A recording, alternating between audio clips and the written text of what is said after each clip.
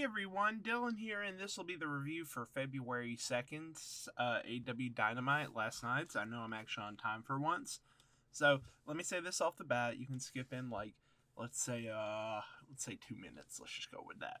Anyway, let me say this off the bat. So, I'm catching up on uploads. So, if you see something for some reason that was like last week's episodes, let's say today's like SmackDown. Which I think that's tomorrow, or maybe it is today. If today's what is it, tomorrow, the 4th? Yeah, if today's the 4th of SmackDown, but for some reason you see something from I don't know, like the 20th come up, I don't know if that's the case, but you know what I'm saying. If you see something from like last week, it's just because I'm catching up, and I felt like the appropriate days is to catch up instead of just uploading everything into one day. Is like do all the Raws I missed on Monday, all the Dynamites I missed on Wednesday, all the Rampages and SmackDowns I missed on Friday, and so on and such, until I'm caught back up. So, if you see a bunch of them just uploaded, that's why. Ignore everything else you've heard, by the way. That's the official scheduling. Alright, now let's get into it. This will be the Dynamite for February 2nd. Alright, it starts with the intro, and then after some fan pandering, camera shots on the fan while they're chanting AEW. Yeah, Mox comes out for a match against Wheeler Yuta, and Yuta has Orange and Danhausen. So I guess Danhausen's like a member of the Best Friends now. I mean, it makes sense considering he debuted by getting chair pulled out. Adam Cole pulled out a chair, and Danhausen was on the chair during the Best Friends. Hey, you'll know it when the review goes up for it. Anyway, Moxley ends up winning this match, but it was a great showing for Yuta, I think. After he wins, Bryan Danielson hits the ring. They have a stare down a little bit until Danielson ends up basically pitching for them to be a team together, and they could be like. So his pitch was like they could take all these youngsters in and like train them on how to actually be a professional wrestler and get over and stuff like that. And you know what? I'll be honest, I don't really hate the idea. He just tells him, he sticks out his hand, and then he just tells him, you know what? I don't need to answer right away. Just think upon it. And that's how we end this segment. The thing about this segment, though, is when Bryan gets to a ramp, though, he doesn't pick a tunnel to go down, or at least the camera doesn't show him go down one. So that's an interesting thing to think about. Then we get an MJF versus Punk promo package. And then we get a break, but then after the break, Brandy comes out, and she goes like full heel mode until Dan Lambert comes out just to run her down, basically. After he runs her down, he says for some reason that he's more popular. Oh, no, sorry. He says that for some reason he's more popular than her. Then Brandy goes to talk, and the whole time she's talking, I don't even know what she says. The crowd just tells her to shut the fuck up. They start chanting boring at her and all this, and then Dan just roasts her some more.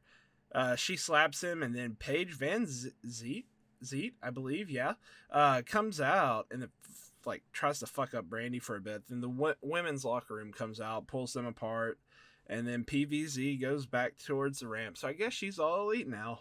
That's pretty awesome. Then we get an AHFO, Andrade Hardy family office. Is that what it is? Where basically Matt. Okay, so it's Matt and everybody else on HFO. And Matt challenges Sammy next Friday for the TNT Championship. And then when Andrade comes by, he changes it to Isaiah Cassidy challenging.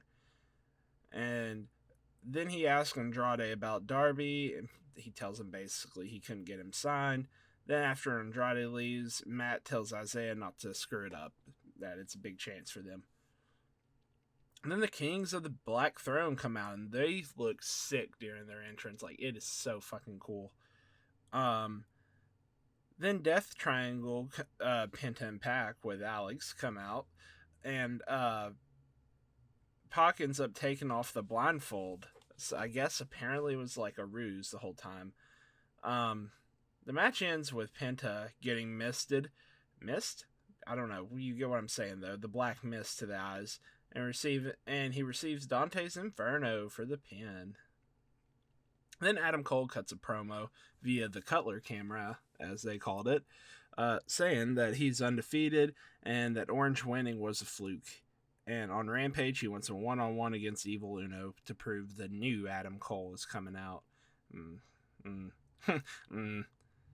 Then when we come back, we get Ruby Soho versus Nyla Rose, and that match ends with Nyla Rose winning, basically, because I think Vicky cheated on her behest. I don't remember, to be honest. I kind of skimmed through that. Then we get the Gun Club beating up Jungle Boy. Well, it starts off like Billy Gunn's requested a camera crew. And he's like, hey, cameraman, catch this. And then they all corner Jungle Boy. And they end up throwing him out literally into a huge pile of snow until the rest of Jurassic Express come by and run them off. Then we get a rundown of the rest of the night, and then we go to the commercial. Come back, and Tony Schiavone has Adam Page come out, and he talks about... Oh, sorry. For some reason in my head I was thinking Cole, not Page.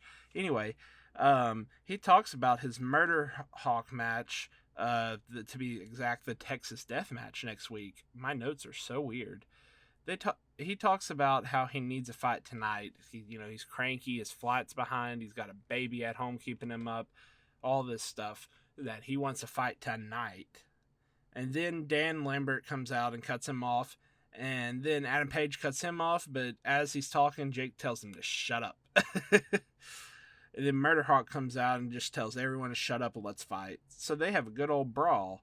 Adam Page gets the advantage for a little bit until Dan Lambert distracts him, and then Murder Hawk chokeslams him on sideways steps, and then does a blackout through the table.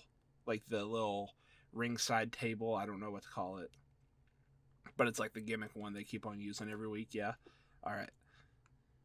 Then Jericho has a backstage promo and talks about what Let's try that again. What Santana and Ortiz, why is that such a tongue twister for me, did last week. Jericho says he wants to hear from them next week, and to steal a phrase from Deadlock, we're going to have an Inner Circle Town Hall next week. Then we get a rundown for Rampage, what's going to go along, and we go to our basically hour-long main event with MJF versus CM Punk. I think 2 undefeated streaks are on the line here. So the way the match went is the first half was about 15 minutes, give or take, and MJF ends up winning because he takes his tape he uses for his wrist, but he ends up, there's fire going on. You know what, I'm going to talk through the noise. You just accept it. That makes me more extreme. Sorry, that was weird. Alright, so what's going on is MJF takes his wrist tape and chokes out Punk, but he does it to where the ref can't see, so he's got him in it's a choke, but with the elbow, and he's choking him with the tape, using one hand behind the without the ref seeing to pull the tape while he's pretending to choke him with his elbow, and Punk passes out from that. So as the ref's raising up MJF's hand, he ends up dropping the tape, and the ref sees it, and then restarts the match, or says the match continues technically. Honestly, I think this match could have been a caliber for match of the year, and I'm not going to run it by trying to commentate and give my opinion on spots left and right, so this is all I'll say. Alright, so go out of your way and watch it. Also, one more thing. The winner, ready? Okay, it's MJF. This is how it happens. So Warlord comes out, and it looks like he was just going to attack Punch. What? Attack Punk? But the way the camera has it, they don't show this until the replays. But they just have a stare down for a bit, and then Warlord just goes to the side and lets Punk roll MJF back into the ring. Then MJF punches Punk in the face with the ring, and that's how he wins. However, when the camera shows the replay, it shows that Warlord handed MJF the ring, so that way he could win. The only complaint, honestly, I have to make towards this match is more towards AEW, and it's going to be a semi-lecture, so I'm sorry in advance. Alright, so let's picture this, right? You have this killer dream match that everybody's been waiting for so freaking long, and I'm glad they didn't add commercials, actual commercial breaks, but they had the picture-in-picture bullshit, And it just kept on irritating me the whole time I was trying to watch it. Just, oh, we'll be back after this picture-in-picture. I think they took it like 5 or 6 times, and it was so irritating. I get it. They're a corporation. They gotta make money and, make the sponsors happy and whatnot. But come on. Alright, also, so we don't end on a negative note, I'll say this. We got the Pepsi twist and the Pepsi plunge tonight. Let's go! I got so freaking happy over that, man. Alright, they end up plugging the commercial they end up plugging the upcoming Rampage events, and then we fade to black, and that was the show for tonight. It feels weird actually getting one of these out on time considering I've been behind, but here's the theoretical plan, right? So this will be uploaded literally as I finish doing this voiceover.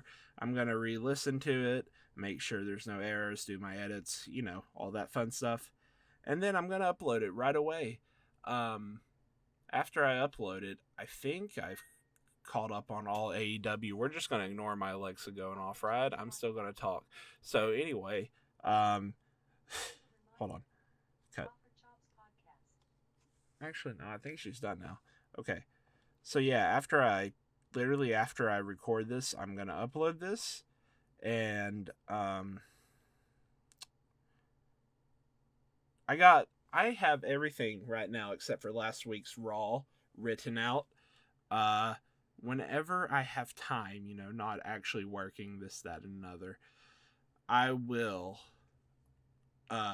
take these scripts I got and actually do these little voiceovers and then upload them to you all. So expect within the next week or so, give or take, expect within that time everything legitimately being caught up this time. It's not just a bit. With that being said, though, I think Friday, I already have one video made, so let me look real quick. How many theoretical videos could I have? So 1, 2, 3, then a Rampage 4, 2 Rampages 5, 3 Rampages 6. Okay, so Friday there could be theoretically 6 videos uploaded to the channel. So be ready for that. With that being said, if I don't get to it, we're going to have one SmackDown review and whatever Friday's SmackDown equivalates to. We're going to have that and that Rampage review come up, I think Saturday technically. But, Friday rolling over to Saturday. With that being said, I theoretically have 6 other ones.